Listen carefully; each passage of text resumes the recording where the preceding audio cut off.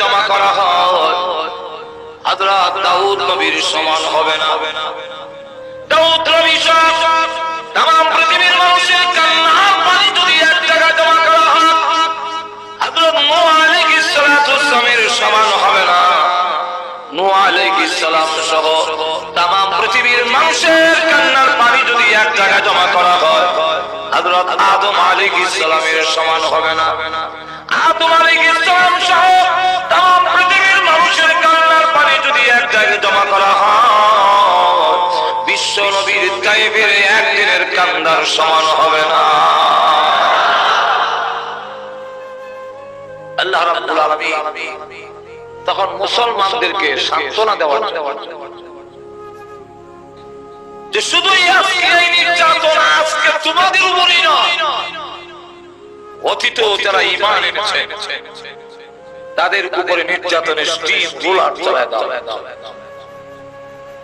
নবীদেরকেও কষ্ট দেওয়া হয়েছে, কোন নবীকে করাত দিয়ে মাছ কান দিয়ে দ্বিখণ্ডিত করা, কোন নবীকে লোহার চিরুনি দিয়ে কুষ্ঠগুলো টেনে খসে ফেলে দেওয়া। এটা আজকে নতুন নয়, এটা পুরাতন ইতিহাস। কিন্তু পুরুষও আছে, নারীও আছে। ইসলামের প্রাথমিক যুগে শুধু পুরুষের প্রতি নির্যাতন করেছে এরকম নয়, নারীদের প্রতিও নির্যাতন এসেছে। আর এমন নারীরা পৃথিবী থেকে বিদায় হয়েছে, নারীত্ব সম্মান সব উৎসর্গ করেছে, কিন্তু ঈমান ছাড়া হয় না। শাহাদাতের কথা একজন মহিলার নাম আজকে নতুন নয়, এটা পুরাতন ইতিহাস। তাফসীরে মাযহারি আল্লামা সানাউল্লাহ মানিউদ্দি রাহমাতুল্লাহ আলাইহি লিখেন যে ফেরাউনের ঘরের ভিতর দ্বীনের চর্চা চলছে, সেই খবর ফেরাউনের। স্বামীর নাম হলো হিজরি, আর স্ত্রীর নাম হাদিসে উল্লেখ করা হয়েছে মাশাতা। অথচ ফেরাউন 100 বছর পর্যন্ত ধর্মীয় কোন শিক্ষা চলতে দেয়। যারা ছিল আলেম ওলামা, ধর্মীয় চর্চা করবে, তাদেরকে হত্যা করা হয়। কিন্তু তার ঘরের ভিতরে এই স্বামী স্ত্রী ধর্মীয় শিক্ষা চালু রেখেছে। তাদের দুইটা সন্তান, তাই 100 বছর পর্যন্ত ভিতরে ঈমান মুখে রেখে দিয়েছেন প্রকাশ করে। কিন্তু হঠাৎ করে একটি মাসে তার জবান থেকে বের হয়ে এসেছে, আল্লাহ তোমাকে যারা আল্লাহ শরীক মানে না তারা ধ্বংস হোক। ফেরাউনের মেয়ে জিজ্ঞাসা করে, তোমাকে যারা আল্লাহ শরীক মানবে না তারা ধ্বংস হোক, এই কথাটা কাকে বলছো? আমার আব্বার কথা বলছো না? আমার আব্বাকে যারা মানবে না তারা ধ্বংস হোক। ওই মার সাথে জবাব দেয় না, বরং তোমার আব্বা আমার সকলের আল্লাহ এক, তিনি অদ্বিতীয়, তার কোন শরীক নেই। কি বলেন? ঠিক। এমনি ফেরাউনের মেয়ে কান্দারত অবস্থায় ফেরাউনের সামনে হাজির, জিজ্ঞাসা করে কাঁদছো কেন? ও কাদার কারণ হইল আমার চুল যিনি আশ্রয় দেন সেই মাসেটা বলে আপনারা আমাদের সকলের আল্লাহ নাকি আরেকজন আছে, তিনাকে যারা আল্লাহ শরীক মানবে না তাকে ধ্বংস হওয়ার জন্য তিনি অভিশাপ। ফেরাউন তখন ওই মহিলাকে গ্রেফতার করে তার সামনে এনে সে জিজ্ঞাসা করে, আমি ছাড়া কি তোমাদের আরো কোন খোদা আছে? বলে হ্যাঁ। ঈমান এমন এক জিনিস পৃথিবীর কোন শক্তির কাছে ঈমানদার মাথা নত করতে পারে না।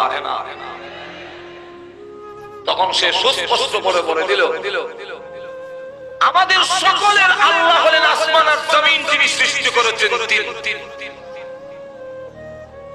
যেই মাত্র এই কথা বলেছেন আপনি বসে পড়ো, এটার ফককে কিন্তু আমি না। এরপরে বিশৃঙ্খলা হবে, এই কারণে নিষেধ করলাম, আপনার সৃষ্টি করাও ভালো আর না হয় এটার ফককে আমি। কথা বুঝছেন? লক্ষ্য করুন যে এই অবস্থা, কারণ এটা করার মাধ্যমে আমাদের কোনো লাভ নাই, ওনাদের লাভ। ওনাদের লাভ হইল ওনারা পয়সা পাবে। আমার আর প্রচারের দরকার নাই। দেশে বিদেশে আমি সারা বছরে প্রতিদিন 4টা 5টা 6টা করে কোনদিন খালি নাই সারা বছরে, সুতরাং আমার আর প্রচারের দরকার নেই। যাই হোক, সামনের দিকে আসুন। এখন এই পরিস্থিতিতে সে ডাক দিয়ে বলে যে আমাদের সকলে আল্লাহ এক, তিনি আসমান আর জমিন সৃষ্টি করেছেন, তিনি হলেন আমাদের আল্লাহ। কারণ বলে আমি কি খোদা নই? না, কেমন না? মহিলা জবাব দেয়, খোদা হওয়ার মতো কোয়ালিটি সিফত তোমার মধ্যে নেই। কেমন নেই? তুমি যদি খোদা হতে তাহলে তোমার নাকের সেন্টার ঠিক করে বানাইলে না কেন? এত বম্বাস্টিক মার্কা এক নাক কেন? যে নিজের নাকটাকে সাইজ করে বানাইতে পারে না, সে অন্যের মাবুদ হতে পারে না। বলো হত্যা করা না, তুমি জানো না মুসলমান মৃত্যুর জন্য অপেক্ষায় থাকে। সুতরাং যার জন্য আমি অপেক্ষায় আছি, তার ভয় দেখে আমাকে আটকানো যাবে না। তখন তার সামনে তার দুটা মেয়ে, একটা হলো বড় আর একটা দুধের বাচ্চা। বলা হলো এই দুই বাচ্চাকে হত্যা করা না করতে পারো। ইমানের জন্য সব দিতে পারি, কিন্তু ইমান দিতে পারি। প্রথম মেয়েটিকে যখন জবে করার জন্য সাল্লাতকে হুকুম দেওয়া হলো, আর বড় পাতিলার মধ্যে তেল গরম করা হচ্ছে, সেখানে ছেড়ে দেওয়া হলো। মেয়েটিকে যখন জবাই করে গরম তেলের মধ্যে ছেড়ে দেওয়া হয়, মেয়ে ডাক দিয়ে বলে, মা অস্থির হয়ে না, আমি আজ বিদায় হয়ে যাচ্ছি, কিন্তু কিয়ামতের কঠিন ময়দানে আপনার সঙ্গে আমার দেখা হবে।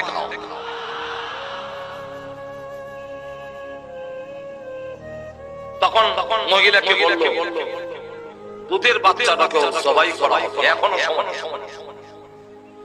ওই মহিলা শুধু আমাদের দুই বাচ্চা কেন, আল্লাহর কসম করে বলে तमाम পৃথিবীর মানুষগুলো এক একটা করে যদি জবাই করো, আল্লাহর কসম একটি মুহূর্তের জন্য ঈমান ছাড়ব না। দুধের বাচ্চাকে জবাই করার জন্য নির্দেশ দাও, জবাই করে গরম তেলের মধ্যে ছেড়ে দাও। মা চটপট আরম্ভ করে দিয়েছে যে আমার দুধের বাচ্চাকে জবাই করো। এমনি আল্লাহ দুধের বাচ্চার জবান বাচ্চাও ডাক দিয়ে বলে, হাদিস শরীফের মধ্যে আসছে, ইয়া উম্মা ইসবিরি ফাইন্নাকা আলাল হক। হে আম্মা জান, সবর করেন, ধৈর্য ধরেন, আপনি হকের উপরে আছেন, ছাড়বেন না ঈমান ইসলাম। আজ বিদায় হয়ে যাচ্ছি, এতে কিছু আসে যায় না, কিয়ামতের কঠিন ময়দানে আপনার সঙ্গে আমাদের দেখা। মহিলাকেও যখন জবাই করার জন্য নির্দেশ দেওয়া হবে, তখন এই মহিলা একটা শর্ত রাখলো। শর্তটা হলো, রে ফেরাউন, আমি এখন পৃথিবী থেকে বিদায় হয়ে যাব, আমাকেও জবাই করা হবে। শর্ত হলো আমাকে জবাই করার পরে গরম তেলের মধ্যে কোন ছেড়ে দেওয়া হবে। এইভাবে আমার দুইটা মেয়েকে ছেড়ে দেওয়া হয়েছে। গোশতগুলো হাড় থেকে আলাদা হয়ে গেছে। আমার শরীর থেকে গোশতগুলো যখন আলাদা হয়ে যাবে, আমার দুই সন্তানের হাড় আর আমার হাড়গুলো হাড্ডিগুলো এক জায়গায় দাফন করবে। মার উদ্দেশ্য কিয়ামতের কঠিন ময়দানে মানুষগুলো যখন কবর থেকে উঠবে, আমি যেন আমার দুইটা বাচ্চা সহ মহান আল্লাহর দরবারে হাজির হতে পারি। এর অন্তর বুঝতে পারে, ঠিক আছে তোমার আবদার রাখলাম, এক জায়গায় দাফন। তিনজনকে এক জায়গায় তাদের হাড়গুলো এক জায়গায় দাফন করা হয়। আল্লাহর নবী বিশ্ব নবী রাহমাতুল লিল আলামিন মেরাজের রজনীতে বাইতুল মুকাদ্দাস যখন গেলেন, নবীজি ডেকে বলেন, হে ভাই জিবরাইল, ইয়া আখি জিবরাইল, জান্নাত মনে হয় কাছে এসে গেছে, আর মনে হয় বেশি দূর নয়।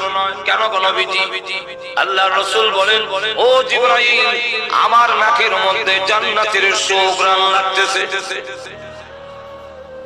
জিবরাইল আলাইহিস সালাতু ওয়াস সালাম বলেন, আল্লাহর নবী গো, জান্নাত অনেক দূরে, 500 বছর দূর থেকে জান্নাতের সুঘ্রাণ পাওয়া যায়, কিন্তু জান্নাত হাজার হাজার বছরের রাস্তা, অনেক দূরে। তাহলে জান্নাতের ঘ্রাণ আমার নাকে আসতেছে কেন? আল্লাহর নবীকে জিবরাইল আলাইহিস সালাতু ওয়াস সালাম বলেন, ইয়া রাসূলুল্লাহ, ইয়া হাবিবাল্লাহ, এটা ডাইরেক্ট জান্নাত থেকে আসে নাই। ওই যে মাসে তার দুই বাচ্চা সহ আটটিগুলো এক জায়গায় দাফন করেছিল, সেই কবর থেকে জান্নাতের সুঘ্রাণ আসতেছে। সুতরাং সেই কথাটা জানায় দেওয়ার জন্য ও বিশ্বের মুসলমান, শুধু নতুন এই নির্যাতন আজকের নতুন নয়। ইসরাইল আজকে ফিলিস্তিন নিরীহ অসহায় বাচ্চা এবং নারীদেরকে মাটির সাথে মিশিয়ে কিন্তু ওই মানবতার ধ্বজাধারীরা আমেরিকা আজকে কোনো কথা বলে না, ব্রিটেন কোনো কথা বলে না। এদের স্পষ্ট হয়ে গেছে ইহুদি খ্রিস্টানরা কখনো মুসলমানের বন্ধু হতে পারে না। কিন্তু ইসরায়েলে একটা বোমা ফুটাইলে চিৎকার শুরু করে। ইসরায়েলের উপরে যদি কেউ একটা বোমা হয়, এমনি মানবাধিকার লঙ্ঘন হচ্ছে, সন্ত্রাসী শুরু করে দিয়েছে, এরকম চিৎকার। কিন্তু আজকে ফিলিস্তিনের গাজা যে অবস্থা ভয়াবহ পরিস্থিতি সৃষ্টি করেছে, মাটির সাথে মিশিয়ে দিচ্ছে, একজন কোনো কথা বলে না। জোরে বলেন ঠিক ঠিক, আর একটু জোরে কান। আল্লাহ রাব্বুল আলামিন আজকের এই সূরার বিষয় হলো তাফসীরে হাক্কানির মধ্যে উল্লেখ করা হয়েছে যে ওই নির্যাতন নিপীড়ন যখন শুরু হয়েছে, মুসলমানরা যখন বলেন মাতা নাসরুল্লাহ, আল্লাহর সাহায্য কোন দিন আসবে, যেমন আমাদেরকে আজকে প্রশ্ন করে যে আজকে আমাদের মুসলমানকে যেভাবে নিষ্পেষিত করা হচ্ছে, আজকে যেভাবে ইরাকে, আজকে আফগানিস্তানে, ফিলিস্তিনে, কাশ্মীরে সব জায়গায় মুসলমানকে নিষ্পেষণ করা হচ্ছে, এই দুর্দশা কি যাবে না?